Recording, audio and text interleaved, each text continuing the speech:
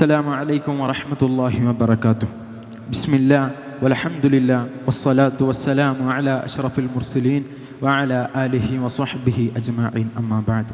ബഹുമാനപ്പെട്ട ഉസ്താദുമാർ, എൻ്റെ പ്രിയപ്പെട്ട വിദ്യാർത്ഥി സുഹൃത്തുക്കളെ, മതനിരപേക്ഷത എന്നത് സർവമത തിരസ്കാരമല്ല, മറിച്ച് സർവമത സ്വീകാര്യതയാണ് എന്ന ആർട്ടിക്കിൾ 25 നമ്മോട് പറയുന്നുണ്ട്. ഇഷ്ടമുള്ള മതം സ്വീകരിക്കാനും ആ മതത്തിൻ്റെ ആചാരങ്ങൾ പിന്തുടരാനും ആ മതം പ്രചരിപ്പിക്കാനുമുള്ള അവകാശം ആർട്ടിക്കിൾ 25 നമുക്ക് വകവെച്ച് നൽകുന്നുണ്ട്. മതം പിടിമുറുക്കിയിരിക്കുന്ന ജനനം, മരണം, വിവാഹം തുടങ്ങിയ ജീവിതത്തിലെ പ്രധാന ഘട്ടങ്ങളൊക്കെ തന്നെ മതത്തിനുള്ളിൽ തന്നെ നിർവഹിക്കാനുള്ള വകുപ്പുകൾ ഭരണഘടന നമുക്ക് അനുവദിച്ചു നൽകുന്നുണ്ട്. ഈ രാജ്യത്തിൻ്റെ ഭാവി സർക്കാരുകൾ മതേതരമായിരിക്കണമെന്ന് ഭരണഘടനാ നിർമ്മാതാക്കൾക്ക് ആഗ്രഹമുണ്ടായിരുന്നു.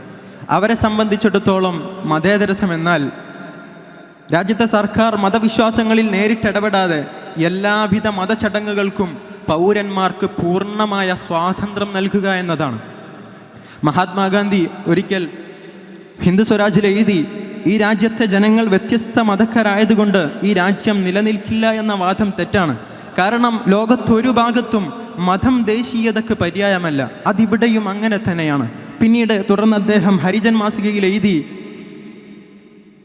ഞാൻ എൻ്റെ മതത്തിൻ്റെ പേരിൽ ശപഥം ചെയ്യും, അതിൻ്റെ പേരിൽ മരിക്കാനും ഞാൻ തയ്യാറാണ്. അതെൻ്റെ വ്യക്തിപരമായ കാര്യമാണ്, അതിൽ രാജ്യത്തിൻ്റെ സർക്കാരിനൊന്നും ചെയ്യാനില്ല. രാജ്യത്തിൻ്റെ സർക്കാർ കൈകാര്യം ചെയ്യേണ്ടത് മതേതര ജനക്ഷേമം, ആരോഗ്യം, വാർത്താവിനിമയം, നാണയം, വൈദേശിക ബന്ധങ്ങൾ തുടങ്ങിയ കാര്യങ്ങളിലാണ്. എൻ്റെ വിശ്വാസങ്ങളിൽ രാജ്യത്തെ സർക്കാരിനൊന്നും ചെയ്യാനില്ല എന്ന് റിലീജിയസ് ലിബർട്ടി ടുഡേ എന്ന പുസ്തകത്തിൽ ഡോക്ടർ H.D. വുഡ് എഴുതുന്നുണ്ട്, എല്ലാവിധ മതസ്വാതന്ത്ര്യവും എന്നാൽ അത് കേവലമായ പ്രാർത്ഥനാ സ്വാതന്ത്ര്യം മാത്രമല്ല, മറിച്ച് മതം പ്രചരിപ്പിക്കാനും അതിൻ്റെ പേരിൽ സംഘടിപ്പിക്കാനും കൂടിയുള്ള അവകാശമെന്നാണ്. അതുകൊണ്ട് മതസ്വാതന്ത്ര്യം എന്നത് ഒരു നിസ്സാര കാര്യമല്ല. മതസ്വാതന്ത്ര്യം എന്നതിലൂടെ മതാധിഷ്ഠിത വിദ്യാഭ്യാസം നൽകുന്നതിന് പോലും ഭരണഘടന നമുക്ക് അനുവാദം നൽകുന്നുണ്ട്.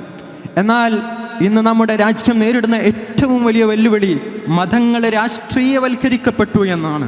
മാത്രമല്ല, മതാധിഷ്ഠിത രാഷ്ട്ര നിർമ്മാണം അവരുടെ കാര്യപരിപാടിയാവുകയും ചെയ്തു. ഭരണഘടനാ നിർമ്മാതാക്കളുടെ പ്രതീക്ഷകൾക്ക് വിപരീതമായി മതമൗലികവാദികൾ രാഷ്ട്രത്തെ തന്നെ മതരാഷ്ട്രമാക്കി മാറ്റാൻ പ്രയത്നിക്കുമ്പോൾ രാജ്യത്തെ ഫാസിസ്റ്റ് സർക്കാർ ഈ പ്രയത്നങ്ങളെ മതപ്രചാരണം എന്ന മൗലികാവകാശത്തിൻ്റെ പരിധിയിൽപ്പെടുത്തി ഭരണഘടനാ സംരക്ഷണം നൽകുന്നു. ഇത് ആത്യന്തികമായി ഭരണഘടനയുടെ അസ്തിത്വം തന്നെ മാറ്റപ്പെടാമെന്ന ആശങ്ക നമുക്ക് സംജാതമാക്കി തരുന്നു.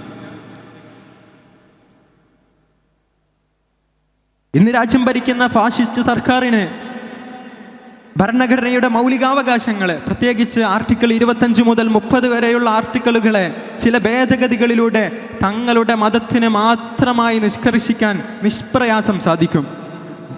ഭരണഘടനയുടെ മൗലികാവകാശങ്ങളെ, പ്രത്യേകിച്ച് ഈ ആർട്ടിക്കിളുകളെ തങ്ങൾക്ക് മാത്രം അനുകൂലമാക്കി മാറ്റാൻ സാധിച്ചാൽ, മതസ്വാതന്ത്ര്യം എന്ന മൗലികാവകാശത്തെ ഒരു മതത്തിന് മാത്രമായി നിഷ്കർഷിച്ചാൽ ഈ രാജ്യം മതേതര രാഷ്ട്രത്തിൽ നിന്നും മതരാഷ്ട്രമായി മാറും.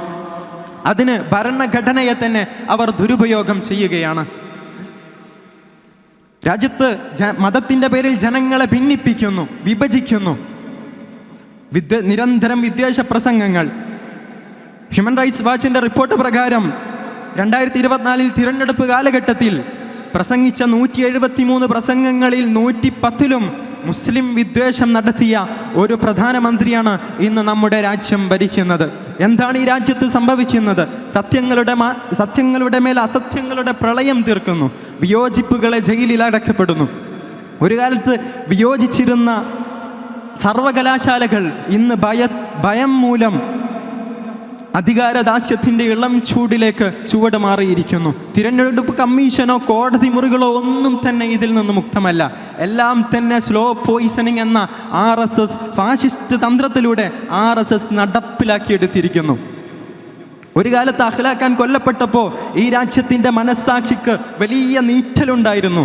ഇന്ന് ആര് കൊല്ലപ്പെട്ടാലും ആര് കൊല്ലപ്പെട്ടാൽ എന്താ എന്ന മാനസികാവസ്ഥയിലേക്ക് നമ്മുടെ രാജ്യത്തിൻ്റെ മനസ്സ് ഇടുങ്ങിപ്പോയിരിക്കുന്നു.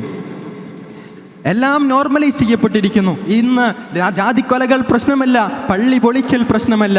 നമുക്ക് എന്ത് ചെയ്യാൻ സാധിക്കും? നമുക്ക് ഭരണഘടനയോട് ഉയർത്തിപ്പിടിക്കേണ്ടതുണ്ട്, ജനാധിപത്യത്തെ ഉയർത്തിപ്പിടിക്കേണ്ടതുണ്ട്.